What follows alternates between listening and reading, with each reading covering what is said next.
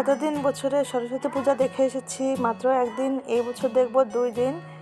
যাই হোক, এই বছর পূজা পড়েছে 2 দিন মিলিয়ে, আর আমিও বাসা থেকে বেরিয়ে পড়লাম। পূজা ফার্স্টের দিন সন্ধ্যায় আমার পিসির মেয়ের বাসায় যাচ্ছি, আর ওইখানে আজকে পূজা হবে। আর গিয়েই দেখি ছাদের পরে তারা পূজা করছে, আর বিশাল আয়োজন ছিল পূজার।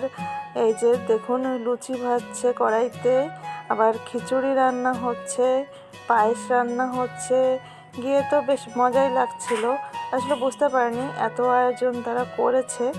আমাদের শুধু ফোন করে বলেছিল পূজা দিবে তাই। আর আজকে ওরা যে পুজোটা করছে সরস্বতী পূজার, সরস্বতীর মূর্তিটা কিন্তু আমার দিদির ছেলে তৈরি করেছে। ও নিজে নিজেই সব কিছু জোগাড় করেছে।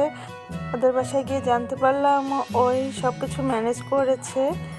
পূজার সব একদম প্রতিমা থেকে ব্রাহ্মণ পর্যন্ত সব কিছু তার দায়িত্বে, নিজ দায়িত্বে সব কিছু করেছে। হাঁড়িতে খিচুড়ি রান্না হয়েছে, তারপর পায়েস রান্না হয়েছে দেখুন। আর দেখুন, সবাই একটু দেখুন, ও অনেক ছোট প্রতিমা, ও নিজেই তৈরি করেছে। মুখটা খুব হাসি হাসি হয়েছিল, ভালো লাগছিল দেখে। সব কিছু নাকি ও নিজ হাতে সব জোগাড় করেছে। আসলে এটা আমরা চিন্তা করতে পারিনি যে ও এত কিছু ম্যানেজ করে পূজার আয়োজন করেছে। ওদের বাসায় গিয়ে জানতে পারলাম পূজার কেনাকাটাও ওই করেছে। দেখুন, ওর বয়স খুবই কম, কিন্তু সব কিছুর দিকে একটা কেমন একটা সাংসারিক মনোভাব ওর। আমরা ওইখানে যাওয়ার পর দেখি ওর বন্ধুরা এসেছে, ও গিটার ক্লাস করে এক জায়গায়, সেখান থেকে অনেক লোক এসেছে, তাদের মায়েরা এসেছে। বেশ ভালোভাবে, মানে বড় করে পূজাটা করছিল। ওরা ঘরে করছে কিন্তু খুব ভালোভাবে। দেখুন, এখন হোম করা হচ্ছে। আমরা কিন্তু অঞ্জলি দিয়েছিলাম তখন। পূজা শেষে হোম করা হয়, আর হোম করার পর অঞ্জলি দেওয়া হয়। ছোটোবেলায় শুনতাম হোমের আগুনে কাঠ দিলে নাকি ভালো হয়, তাই ছোটোবেলায় হোমের আগুনে কাঠ দেওয়ার চেষ্টা করতাম সব সময়। হোম করা হয়ে গিয়েছে, এখন আমরা অঞ্জলি দিতে বসবো।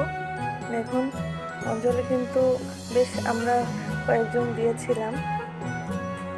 দেখুন কত ভক্তি নিয়ে বসে আছে। আমি এর ভিতর আবার ভিডিও করছি। এর মাঝে মঙ্গল প্রদীপ আনা হয়েছে, আমরা মঙ্গল প্রদীপ থেকে একটু আশীর্বাদ নিয়ে নিলাম। এবার পুজো শেষ, আমরা সবাই প্রণাম করে আশীর্বাদ নিয়ে নিচ্ছি। পূজার শেষে আমরা বেশ ভালো খাওয়া দাওয়া করলাম, মানে প্রসাদ খাওয়া দাওয়া করলাম।